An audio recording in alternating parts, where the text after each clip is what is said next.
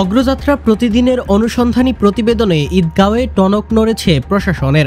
নজরুলের নদী দখল করে অবৈধ স্থাপনা উচ্ছেদের পর নতুন দখলকারীদের খোঁজে মাঠে প্রশাসন।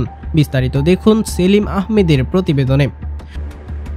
অগ্রযাত্রা প্রতিদিনের অনুসন্ধানী প্রতিবেদনে প্রকাশের পরই নড়েচড়ে বসেছে প্রশাসন। কক্সবাজারের ঈদগাঁও নদী দখল করে নির্মিত অবৈধ স্থাপনা উচ্ছেদে অভিযান পরিচালনা করেছে উপজেলা প্রশাসন। বুধবার ৮ অক্টোবর বিকেলে সহকারী কমিশনার ভূমি শারমিন সুলতানার নেতৃত্বে এই অভিযান পরিচালিত হয়। এতে ঈদগাঁও ইউনিয়নের ভূমি সহকারী কর্মকর্তা আব্দুল জাব্বার, থানার এসআই আশরাফ সহ একদল পুলিশ অংশ নেয়। অভিযানে ঈদগাঁও বাজারের ডিসি রোডের ছাগলবাজার এলাকায় নজরুল মার্কেটের পেছনে নদীর পার ঘেঁষে নির্মিত গাইড ওয়াল ও বিভিন্ন স্থাপনার অংশ ভেঙে গুড়িয়ে দেয় প্রশাসন। স্থানীয়রা জানায়, দীর্ঘদিন ধরে প্রভাবশালী একটি মহল নদীর দুই পার দখল করে দোকান, ঘরবাড়ি ও পাকা স্থাপনা তুলেছে। এতে নদীর প্রস্থ কমে গিয়ে পানি প্রবাহ বাধাগ্রস্ত হয় এবং বর্ষা মৌসুমে এলাকা জুড়ে জলবদ্ধতা দেখা দেয়। স্থানীয় ব্যবসায়ী ও সাধারণ মানুষ প্রশাসনের এই পদক্ষেপকে সময়োপযোগী ও সাহসী উদ্যোগ বলে অভিহিত করেছেন। তারা বলেন, অগ্রযাত্রা প্রতিদিনে সংবাদ প্রকাশের পর দ্রুত ব্যবস্থা নেওয়ায় আমরা প্রশাসনের প্রতি কৃতজ্ঞ। এখন প্রয়োজন নদীর দুই তীরে স্থায়ী সীমানা পিলার বসানো ও নিয়মিত মনিটরিং। সহকারী কমিশনার ভূমি শারমিন সুলতানা বলেন, নদীর জায়গা দখল করে কেউ স্থাপনা তুললে তা সহ্য করা হবে না।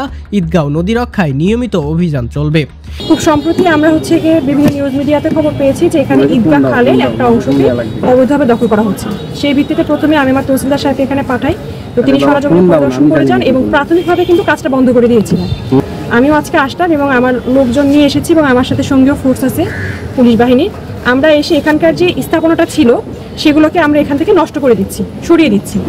এখানে আসার পর যেটা বুঝতে পারলাম, তারা চাচ্ছিল তাদের এখানে যেতে একটা মার্কেট, এটাকে রক্ষা করার জন্য তারা ব্যক্তিগত উদ্যোগে এখানে একটা বাঁধের মতো নির্মাণ করতে চাচ্ছিল, কিন্তু এটা ব্যক্তিগতভাবে করা যাবে না।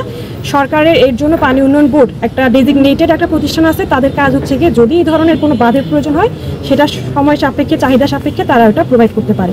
যারা আছেন বিভিন্ন মিডিয়ার ব্যক্তিত্ব অথবা আমাদের এলাকা বা সাধারণ মানুষের বিভিন্ন অভিযোগ করে, যখন আমরা যেটি অভিযোগ পাচ্ছি এখানে কিন্তু আমরা সর্বোচ্চ প্রশ্নে এগিয়ে যাচ্ছি। আশা করি সামনে ধরনের অভিযোগ পেলে আমরা সেটা যথাযথ প্রতিকার। এদিকে অগ্রযাত্রা প্রতিদিনের ডিজিটাল প্ল্যাটফর্মে কক্সবাজারের ঈদগাঁওয়ে প্রশাসনের চোখের সামনে নজরুলের নদী দখল শিরোনামের প্রতিবেদনের প্রকাশের পর প্রশাসনের এই তৎপরতা দেখা যায়। স্থানীয়রা মনে করছেন, এই ধরনের অনুসন্ধানী সংবাদই প্রশাসনকে জবাবদিহির মধ্যে রাখে এবং নদী খাল রক্ষায় আন্দোলনে নতুন গতি এনে দেয়।